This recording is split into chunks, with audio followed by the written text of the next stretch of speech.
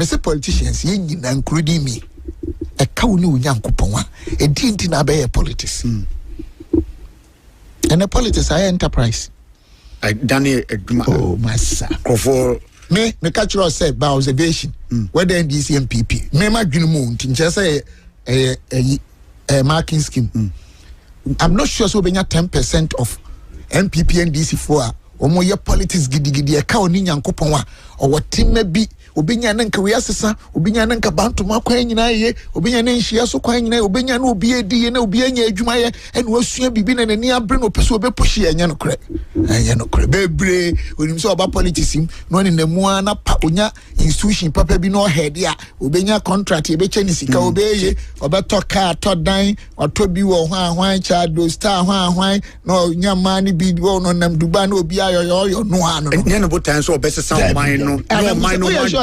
NPP and DC. The number of street children in Ghana in Timamu for more in maybe you. Odiami Busa two parties, any research institution here. Ghana's problems about 30. You mean MPP? To me, MPP yes and DC. But two Nina or how? Maybe I'm MPP yes and DC because of social issues here Ghana for. We are trying to but two Nina. Oh, almost 30 something years in. Are we solving our problems? Good day, Mr. Now, a new number of street children in Ghana. You need any research institution, you for about 35 years or 40 years down the line. Your problems, your family, your problems, your unemployment, your problems, your CD, your problems, your corruption. You need institution be a research into Sanyama, you develop your value chains. It may and the manifesto by the end of the day, my collected data, my develop information, or me 10 years time, or 2 years time, young care brobium, because where come I any or assassi a dear bro also a Ghana 7,000 square kilometer or whatever. A woman owning ye, mama soil research for acquire research content and see it me 10,000 acres. You between your beer X amount of maize Ghana so every year you do X amount and say to me as we are the deal you benya nyina it may prevent say am fa bi mama ye we hu adwuma ye de say di kwa mana no a my research who say countries we no mo pe say no me oh ye pe say product do do e wo eburo mu ni e kwa be fa so ye ye sa factories in China e be fa nipa 10 million say so mo atifie ye say e be ye nya hwe me catch MPP ni so bi ani e di first one programs here the banana is a couple about open me am do be call Russia so ni be a Russia krejebesa that's a problem and you may be a kwan so first so ye politics no eh mo so timamufo no mo ka ho and me ba say mo ti answer make nyina obehu oba ko twa ba bia it doesn't even represent what I meant. It doesn't represent the content. It doesn't represent even the context. And on any party ye did it. For example, say we a member of parliament won share so Stika ye Juma won share so now aboa ama share so etimi akonanim.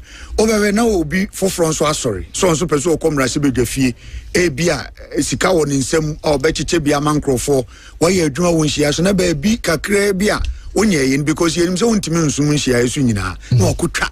No, they are better baby. Oh, Stika, it's the next time, no. When you get the opportunity, also by the you look for money. In America, it's a problem near teams. On mining now, the ending kind, Timamufono. Obia, sorry, a person who is not there. So, no super soldier, and do I have one? No super so MP. But MP now, a person obey no. Say yes, the Koya no. I didn't be no to. About your Americans. MP no pay no ebi o wane na munhia so hu say we camp my friend say get to hwem kura brebre ebi a hwenhia so we o me wanim die we me wo moa we me be MP am de beboa pa chot e me kana say me ko parliament ebi a ho ye hyemra na nsem ho me ndwa manum every official statement me on the floor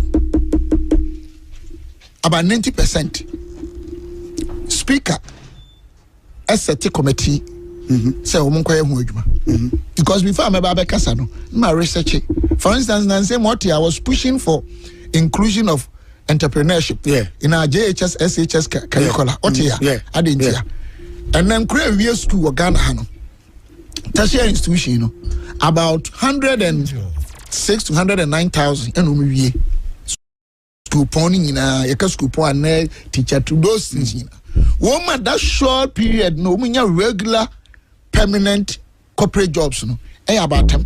10%. Yes. It's incredible gufia adwuma ni ho.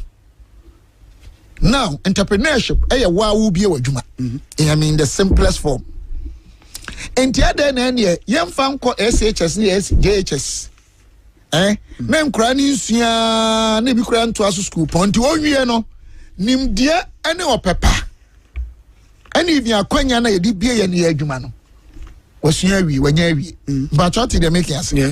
So that is what I pushed into it. I made another statement on one of the most fundamental anomalies in our country economically. Or maybe no economy ni yasesa. Aban otiso. Eso otimi ko dwaso. Say me bobosia. Bosia na wo bo me asaban no. Ensi ho no. Eso say ankra de. It's not done anywhere in the world. The whole government. Sebia treasury bill. Bet me amount will be at 21%.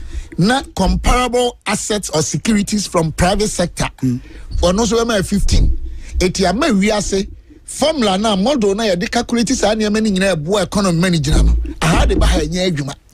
I say kai ya baby ya adwuma de ba Ghana enko. But I make out because me nim say why finance they fair be the higher the risk, the higher expected returns. Timituo say CS me nimsika bo ni makombosia. Na me nimsika koma Eco Banka. Probability say akwanya ewo say Eco Bank betua sika no. Eso sin niyama nimako. Sure. It is a risk na me dim hu ko hyemu no. I was saying nimako me expect so obema me sika kese ansa na me nimsika ama no. And then what take is our risk in finance. That common principle when it comes to investment and returns, integrating the risk aspect. Say, who say ni makono? Say me the 1 billion man. One here ni tuya ba anything. Me the Eco Bank will be tuya in town. Into I say ni makoma me returns so to compensate for my risk. Who no? Eco Bank be ma me ketua. Say me the man buy. I say I buy the no crowd into free buy the no risk free.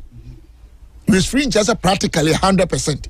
But enti say we are saying now some music call Eco Bank invest fixed deposits ka on my way treasury bill na ho no e da ho ma me dada say 10%. I say be on the 2 or 3 aka ho it na 12 enti no so say private sector there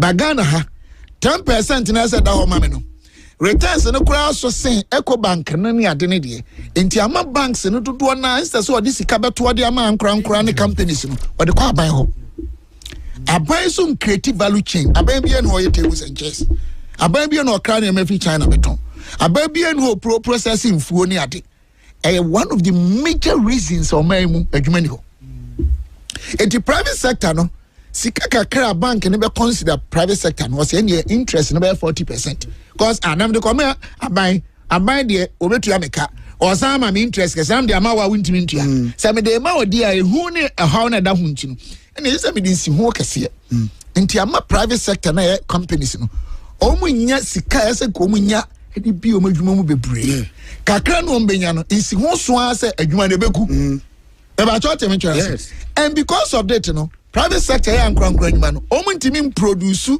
one omuntimi mie bi omadwum emfa nipa adwumam tieni yo tieni nipa bebre nya adwuma ye no cause private sector and create jobs affairs omuntimi produce bebre emiti aggregate demand sa ade we ekura me ya sa Ghana ye di wo ha ankran adwuma no entimi produce wo ha no cause adwuma no ye nketenkete sika nim omunya bi mponsi ho soso enti ombe ya aduanan eti aduosia na ose ekra ya kra ye sidi ni da bia ba dai no boss nyese bi no montene amase yentimi nyew na obroni fra bibi functions of performance wo ba bia woti unso ya na kama o kasbiti opa mo ya de aha de motanya nkrofo a mo hosting programs so me good but o entiacha so ability no one of the functions of performance na ko anya hand na kabit mai entiafen opportunity means that they make out to sure.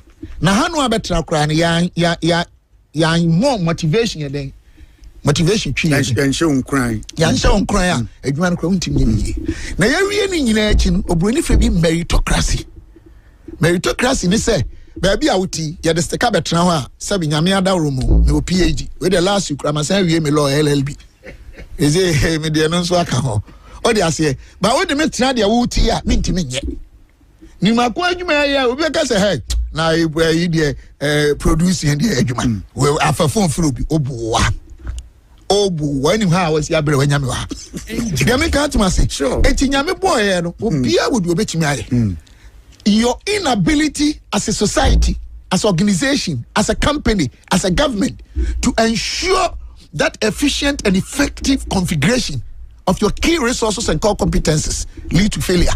Say it way. Also, Stika no ane de ne penasem. One means no. One of it more about gig. Hey, who Stika kotena ho. And then ma kotena ho. Hey, jumane nye. I know say one thing. Enti Ghana. Ya problem when you see an issue. The Nyamia Yama me is a country we are see our chain. No man. Only about 35 million people. Your cocoa, your coffee, your mango, your pawpaw, your oil, your cashew, your bio we are your forest, your semi-forest, your savanna, your coastal belt, your tuna, your gold, your diamond, your manganese, your iron, your lithium, your salt. Me we so adentina also be we school. Not 5 years. Anka poyekra anka. We in here technology biao. Sabi me papa kura nyame afre no. Otiase. No sabi wanko school. No so enya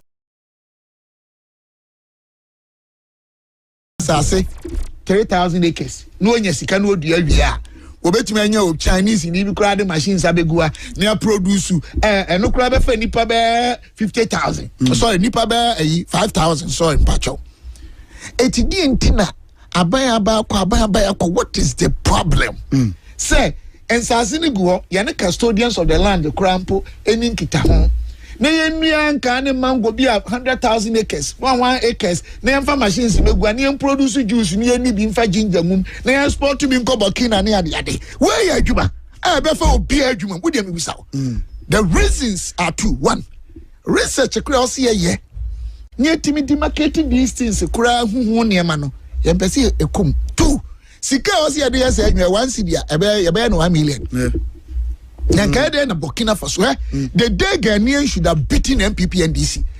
Da Burkina Faso say one to tomatoes. Sada and yes ka mo buye papa. Me the MV say ke bia mo to share so buye nyina including me. Say Burkina na home here seemingly desert. Burkina asase with dia forest kura ni aramebo. Wo no say ye na e forest, your savannah semi savannah ensuo bebre de da yim yeni emom me ameto tomatoes na kumase ma esu etwa adwaji o some kanede yes just one thing. We have failed the people na motima mu force de mo pe no I'm telling you no be great issue hey na MP na students chi jama no ashibi we dey say we MP a womunim say our tech they know we nie oh honorable chale memora na we show love you count down to their level we do them together no cry motivated why yes hey arrogant we on penny pa just on mine people only look for negativities. Ghana. All right, thanks for watching. Like and share the video. You can also drop your comment. Please don't forget to subscribe. Click on the bell to turn on the notification.